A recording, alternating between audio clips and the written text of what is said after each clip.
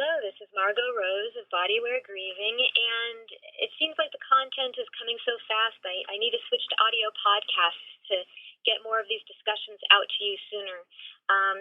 I was talking recently with one of my friends who's got one of her intimate friends is going through a very severe illness, and she mentioned that this friend is becoming more and more kind of sensitive and even kind of irritable and sort of snapping at some of the friends in her life as people are, wanting to socialize with her and they're wanting to, help her with her treatments and things like that. And my friend seemed very confused that this woman who's so sick would be sort of lashing out in an uncharacteristic way amongst her community of people who are wanting to be supportive with her. And I really understood that, actually.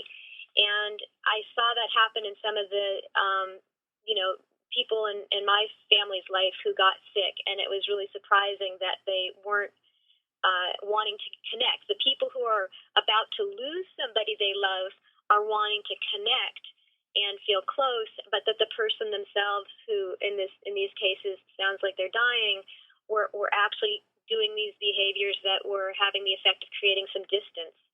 And it's something that I eventually just named reverse adolescence.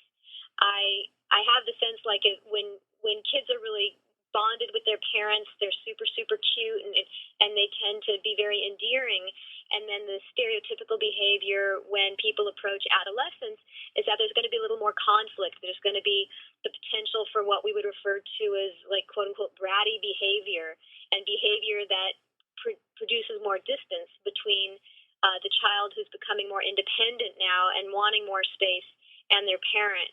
And eventually, if things become conflicted enough, by the time it's time for the kid to leave the house, everyone's kind of glad. Everyone's kind of glad that there's going to be this bigger separation as the child, then a young adult, goes off to be more independent. And I've observed something similar happening when a person knows they're dying. And I think there's two parts to it. I think one part is that it's really, really hard to be nice and kind when you're just physically so uncomfortable the way many of these illnesses, and specifically the treatments for many of these illnesses, can make people pretty miserable. And that's part of it. It's just hard to think outside yourself.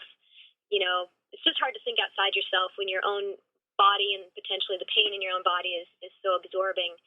But I really think it's more to this distancing. I don't think it's conscious necessarily, certainly not conscious to the person who's going through it. But I think it would be so sad to be sitting there surrounded by your friends, for example, at a gathering and looking around the room and knowing that if you're a person who's inclined to be passing away soon, you're looking around the room and looking at this whole group of people that you're losing at the same time. It's so painful for each of those individuals to think about losing the one person who's sick, but to turn that around for the moment and see it from the perspective who's sick, they're losing everybody they love at the same time.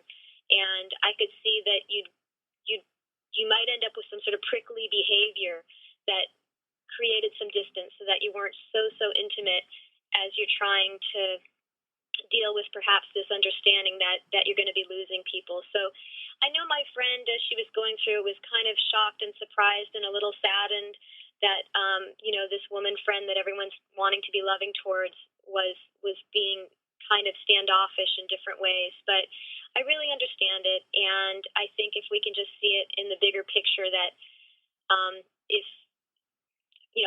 perhaps it's just a way to make things seem that much less painful when a separation actually does occur. I don't think it's something we should all take personally, is sort of what I'm saying. I know my brother was really sad. My brother had very, very, just these gorgeous, beautiful young children. And when my dad was sick, my brother took his children to go say basically goodbye to my dad, who's normally the kindest, sweetest man even possible.